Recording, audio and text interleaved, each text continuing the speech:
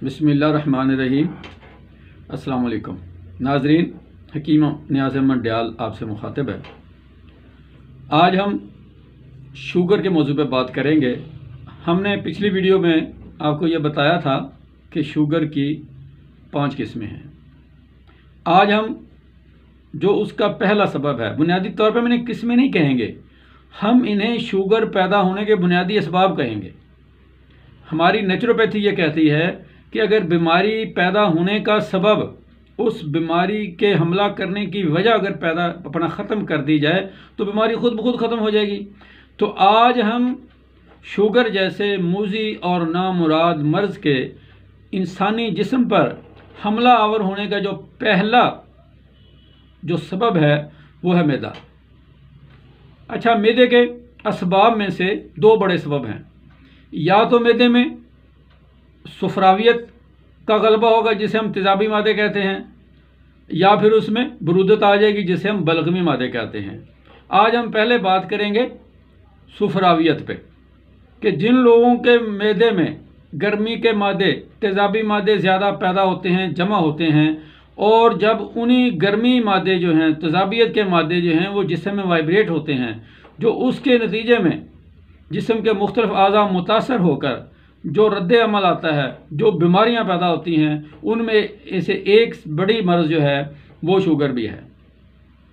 तो नाज़रीन, आज हम आपको बताएंगे कि अगर आपके मैदे में तेज़ाबी मादे ज़्यादा हैं और उनकी वजह से आपके जिस्म में शुगर की अलामात पैदा हो चुकी हैं, शुगर के नुकसानात सामने आ रहे हैं, आपकी आसाब में दर्द है, आपके टांगों में दर्द है, आपकी मर्दाना साइड जो वो कमज़ोर है, आपकी जो है आँखों की तरफ जो है कमज़ोरी जो वो भी आ गई है, हाँ जी, आपके कमर में दर्द होता है। तो इसके लिए सबसे पहले हम ये करेंगे कि आपके जिस्म से जो ऐसी तराकीब जो जिस्म से तेज़ाबी मादों को उसका ख़त्मा करे, हम उन पे बात करेंगे। तो नाज़रीन, जिस्म से तेज़ाबी मादों के ख़ात्मे के लिए और आइंदा के लिए तेज़ाबी मादे कम से कम बनने के लिए बेहतरीन घरेलू और कुदरती अज़ा पर एक फार्मूला आपके सामने हाज़िर है। रीश बरगद बोड़ हमारे इर्द गिर्द देहातों में, शहरों में बड़ा मशहूर दरख्त है, बोड़ जिसे बरगद भी कहते हैं। इसकी रीश जो इसके रेशे उसमें से लटक रहे होते हैं शाखों की शक्ल में, उनको ले लें, उनको बारीक करके काट के तकरीबन 10 ग्राम तक रात को नीम गर्म पानी में भिगो दें। अगर इसकी इफादियत और बढ़ाना चाहते हैं तो इतने ही इसमें चनों के छिलके डाल दें। अगर आप इसकी मज़ीद और ज़्यादा इसको बढ़ाना चाहते हैं कि आपके मसाइल जल्द हो जाएं, तो इसमें से इतना ही पनीर डोडी डाल दें। ये तीनों चीज़ों को आपने 1 गिलास पानी में भिगो देना है। ये सारी रात भीगे रहेंगी और सुबह उठ के निहार मुँह आप सिर्फ इस पानी को पिएंगे और घंटे 1.5 घंटे तक कुछ और खाएं पिएंगे नहीं, ताकि ये जो आपने पानी पिया है ये आपके जिस्म में, आपके मैदे की नसों में, उनकी जो अरूक हैं, अरूक शरिया जो हैं, उनमें अच्छी तरीके से जज़ब होकर अपना काम दिखाए। ये अल्हम्दुलिल्लाह मेरे मतलब के 30 साल तजर्बे में हम रीश बरगद को मुख्तलिफ नामों के हिसाब से, जो कि हम अमराज की तशख़ीस नामों से और मरीज़ों की जो उनके स्टार्स हैं, उनके जो बुरज वगैरह होते हैं, हम उससे करते हैं। तो हम इसी रीश बरगद के साथ मुख्तलिफ कम्बिनेशन बनाते हैं।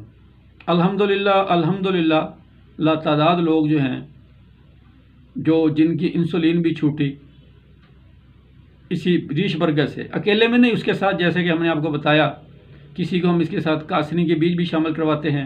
यानी मुख्तलिफ है वो जो हमारे पास मरीज़ आता है, हम उसकी फ़िज़िकली, उसकी मेंटली, जो उसकी मैदे की जो कंडीशन होती है उसके मुताबिक हम इसमें कुछ ना कुछ जुज़ जो हैं वो ऐड करते हैं। तो अल्हम्दुलिल्लाह इसका बहुत अच्छा रिज़ल्ट है। इससे सिर्फ यही नहीं कि शुगर कंट्रोल हो जाती है, बल्कि शुगर के नतीजे में जो अलामात आनी शुरू होती हैं उनमें भी कमी आनी शुरू हो जाती है। इसी तरह हमारे यहाँ ना जी एक वो भेड़ चाल बड़ी है ٹوٹکے بازی. اکثر لوگ وہ میتھی دانہ ڈھونڈ رہے ہوتے ہیں کہ جی بس شوگر کے مریض کو جی 2 دانے کھلائے وہ ٹھیک ہو جائے گا. اکثر لوگ یہ کہتے ہیں بس کلونجی کھلاؤ جی. کلونجی میں ہر مرض کے لیے دوا ہے، ہر مرض کے لیے شفا ہے. میرے بھائی یہ بات بالکل ٹھیک ہے. کلونجی کے بارے میں میرے نبی کریم حضرت محمد مصطفیٰ صلی اللہ علیہ وسلم کا فرمایا وہ حرف آخر ہے. لیکن میرے بھائی اب جو اس کے ساتھ اور مسائل ہیں، کلونجی کی جو اپنی ایک خاص رینج ہے، کلونجی وہاں تک تو اثر کرے گی، لیکن اس سے اگلے جو مراحل ہیں وہ دوسری میڈیسنز کریں گی. جس میڈیسن کا جس آپ کے آرگن کے ساتھ، جس غذائی اجزاء کا آپ کے جسمانی عضو کے ساتھ جو تعلق ہے، اس نے وہی اپنا کام کرنا ہے. ایک کے حصے کا کام دوسرا نہیں کر سکتا.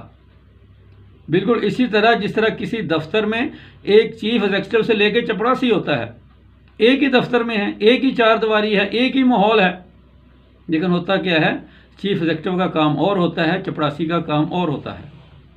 اب اگر آپ چپڑاسی سے کہیں کہ وہ چیف ایگزیکٹو کے جو فرائض سنبھالے، یا چیف ایگزیکٹو سے کہیں کہ چپڑاسی کا کام کرے، تو میرے بھائی یہ ناممکن ہوتا ہے. اسی طرح جو جتنی بھی ادویات ہیں، غذائی اجزاء ہیں، نباتات ہیں، ان کی اللہ تعالیٰ نے درجہ بندی کی ہے. ان کے ذمے اپنے اپنے فرائض لگائے ہیں.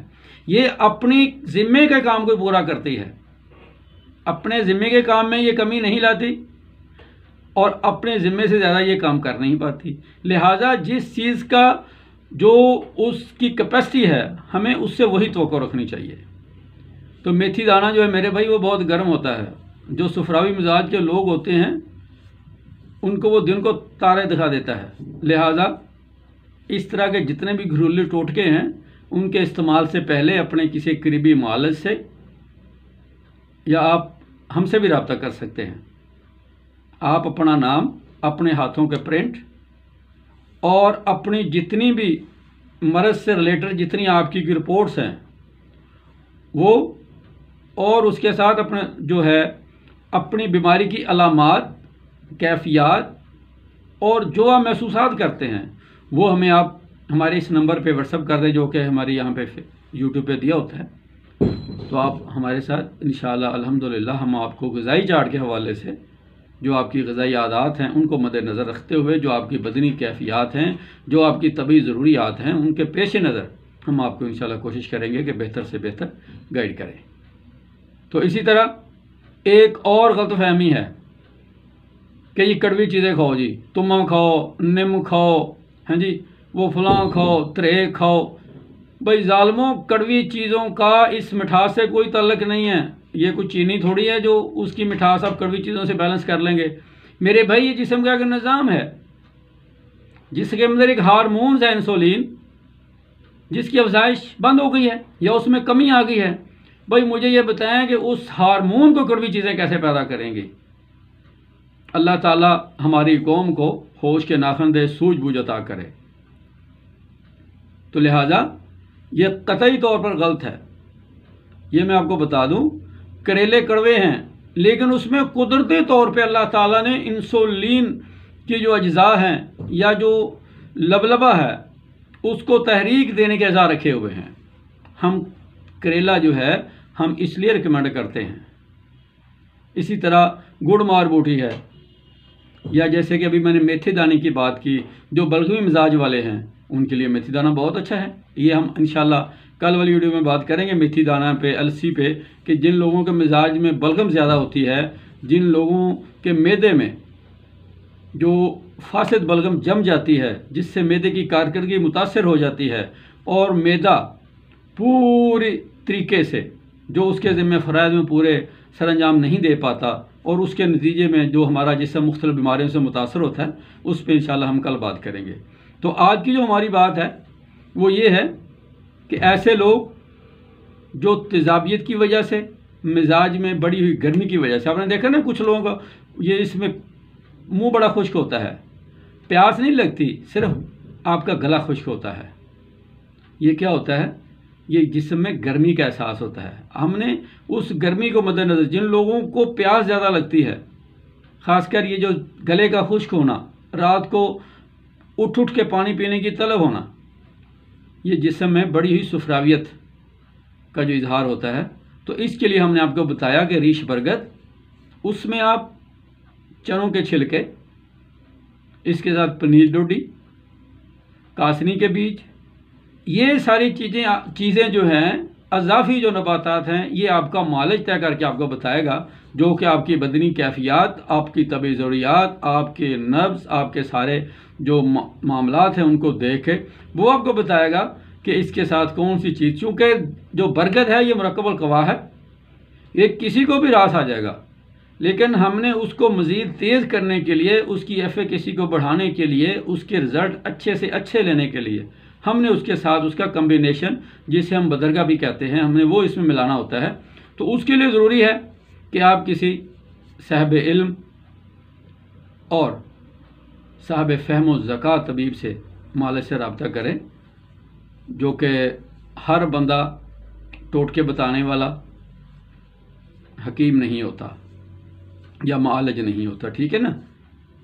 تو اللہ خیر کرے، آپ ہمارے اس فارمولے پہ عمل پیرا ہو اور ہمیں پھر بتائیے گا کہ انشاءاللہ اس کا رزلٹ کیا ہے، لیکن آپ نے کرنا ویسا ہی ہے جس طرح ہم نے آپ کو بتایا ہے، اور اس میں یہ بھی دیکھنا ہے کہ آپ نے ایسی چیزیں جو معدے کو خراب کرتی ہیں، جیسے معدے کی چیزیں ہیں، چاول ہیں جی، بڑا گوشت ہے، بینگن ہے، دال ماش ہے، یہ چیزیں جن میں بادی زیادہ ہوتی ہے، جن میں تیزابیت پیدا کرنے کے زیادہ وہ صلاحیتیں ہوتی ہے، ان سے اپنے ساتھ پرہیز بھی کرنا ہے۔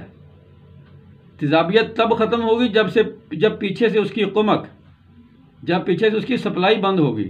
اگر آپ ادھر سے دوا بھی لے رہے ہیں اور ساتھ آپ وہ چیزیں بھی کھائی جا رہے ہیں تو تیزابیت ختم نہیں ہوگی۔ وقتی طور پہ ہو سکتا ہے، جیسا کہ ایلوپیتھک میڈیسن سے ہوتا ہے کہ وقتی طور پہ آپ کو ریلیف مل رہا ہوتا ہے، وہ جتنے بیماری آتی ہے اس سے اتنا وہ دوائی جو ہے اس کو مینٹین کر رہی ہوتی ہے۔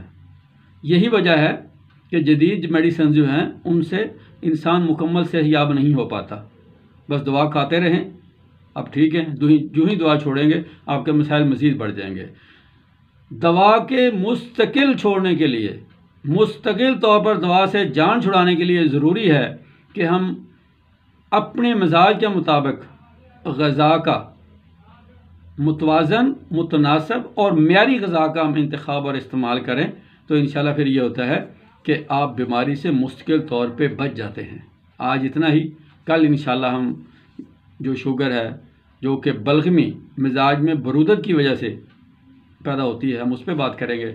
اللہ حافظ۔